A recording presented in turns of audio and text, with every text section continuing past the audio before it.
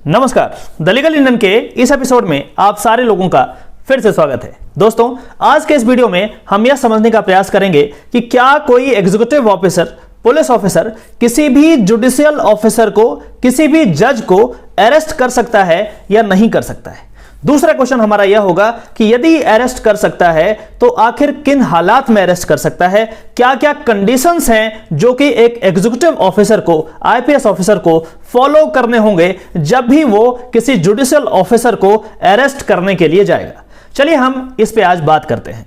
1991 में एक केस आया था जिसमें माननीय सर्वोच्च न्यायालय ने, सुप्रीम कोर्ट ऑफ इंडिया ने कुछ डायरेक्शंस दिए थे और उन्होंने कहा था कि जब भी किसी जुडिशियल ऑफिसर को अरेस्ट करने की बात होगी तो इन तमाम डायरेक्शन को ध्यान में रखना होगा। और इस केस का नाम है Delhi judicial service association versus state of Gujarat. और यह केस का जो डायरेक्शन है वो आज भी इंपॉर्टेंट है। चलिए हम एक एक करके इन कंडीशंस को समझने का प्रयास करते हैं। पहला जो कंडीशन है वो ये है कि a judicial officer should be arrested for any offence under intimation to the district जज और the high court as the case में बी। यहां पे कहा गया है कि यदि अरेस्ट करने की बात आए तो अरेस्ट किया जा सकता है, लेकिन एग्जीक्यूटिव ऑफिसर को यह बात ध्यान में रखना होगा कि अरेस्ट करने से पहले डिस्ट्रिक्ट एंड सेशन जज के पास यह इंफॉर्मेशन जाना चाहिए या फिर उस राज्य में जो भी हाई कोर्ट है वहां पे यह सूचना देना जरूरी है और वहां से परमिशन मिलने के बाद ही इनको अरेस्ट किया जा सकता है। दूसरे पॉइंट में यह कहा गया है कि in case of necessity for the immediate arrest of a judicial officer only a technical और फॉर्मल अरेस्ट में बी अफेक्टेड। यहां पे कहा गया है कि चाहे कोई भी परिस्थिति हो, यदि ऐसी परिस्थिति उत्पन्न हो गई हो जहां पे इमीडिएटली अरेस्ट करना जरूरी है, किसी न किसी जज को उसी समय अरेस्ट करना जरूरी है, उस सिचुएशन में क्या किया जा सकता है? आप इतनी जल्दी परमिशन कैसे लेंगे? आपको डिस्ट्रिक्ट जज के पास जाना होगा, आपको हाई कोर्ट में जाना होगा और उसके बाद वहां से परमिशन लेना होगा। तो यहां पे कहा गया है कि यदि जरूरी हो जाए, यदि नेसेसिटी हो जाए, यदि इमरजेंसी आ जाए, उस सिचुएशन में भी आप किसी जुडिशियल ऑफिसर को टच नहीं कर सकते। इनका फॉर्मल अरेस्ट हो सकता है या फिर टेक्निकल अरेस्ट हो सकता है। इसका यह मतलब हुआ कि जहां भी जज साहब उस समय हैं उस पूरे एरिया को सील कर सकते हैं, लेकिन इंडिविजुअली किसी भी जुडिशियल ऑफिसर को कोई भी एग्जीक्यूटिव ऑफिसर चाहे कितने ही बड़े रैंक के क्यों ना हो उनको टच नहीं कर सकते। उनका अरेस्ट तब तक नहीं हो सकता जब तक कि डिस्ट्रिक्ट एंड सेशन कोर्ट या फिर हाई कोर्ट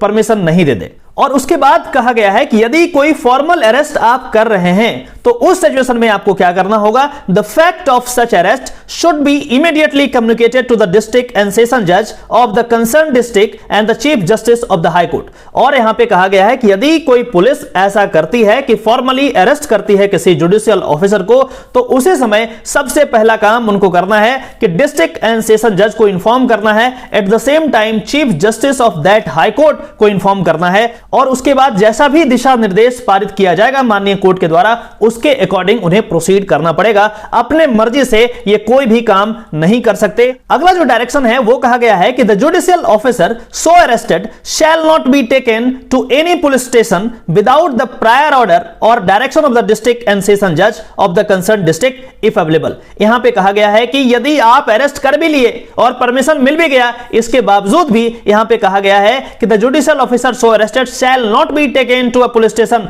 किसी भी सूरत में आप उनको पुलिस स्टेशन में, थाना में नहीं ले जा सकते जब तक कि डिस्ट्रिक्ट एंड सेशन जज एक्सक्लूसिवली आपको ये राइट नहीं दे दें। अगला डायरेक्शन यदि हम देखें तो ये कहता है कि immediate facility shall be provided to the judicial officer for communication with his family members, legal advisers and judicial officers including the district and session जज। जैसे ही एक जुडिशियल ऑफिसर का अरेस्ट होता है उन्हें तुरंत ही कुछ फैसिलिटी प्रोवाइड करना जरूरी है, जिसमें कि पहला फैसिलिटी यह है कि वो अपने फैमिली मेंबर्स को चाहें तो कम्युनिकेट कर सकते हैं, अपने लीगल एडवाइजर को वो कम्युनिकेट कर सकते हैं, किसी भी कलीग को जो जुडिशियल ऑफिसर हैं दूसरे जुडिशियल ऑफिसर को वो कम्युनिकेट कर सकते हैं, including the district and session जज। यदि उस पार्टिकुलर जुडिशियल ऑफिसर को इनमें से किसी से बात करना है तो पुलिस उनको रोक नहीं सकती। सबसे पहले उन्हें माध्यम उपलब्ध कराएगी जिसके थ्रू वो इन तमाम लोगों से बात कर पाएंगे। अगला जो डायरेक्शन है वो कहता है कि no statement of judicial officer who is under arrest be recorded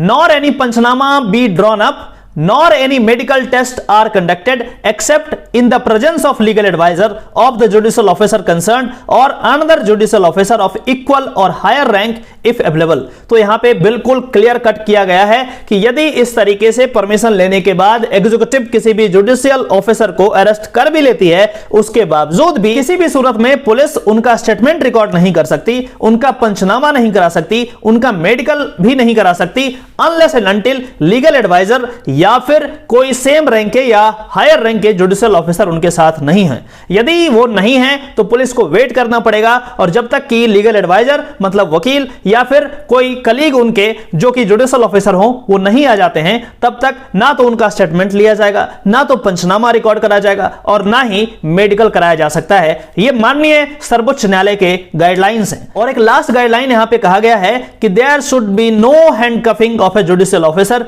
किसी भी स्थिति में किसी जुडिशियल ऑफिसर को आप हथकड़ी नहीं लगा सकते हैं। इस पूरे वीडियो को देखने के बाद दो प्रश्न का आंसर आपको मिलता है। पहला तो यह है कि एग्जीक्यूटिव यदि जुडिशियल ऑफिसर को अरेस्ट करना चाहें तो अरेस्ट करना पॉसिबल है, लेकिन अरेस्ट करने से पहले कुछ कंडीशंस को पूरा करना होगा। आशा करता हूं कि मेरे द्वारा दी गई जानकारी से आप संतुष्ट हैं।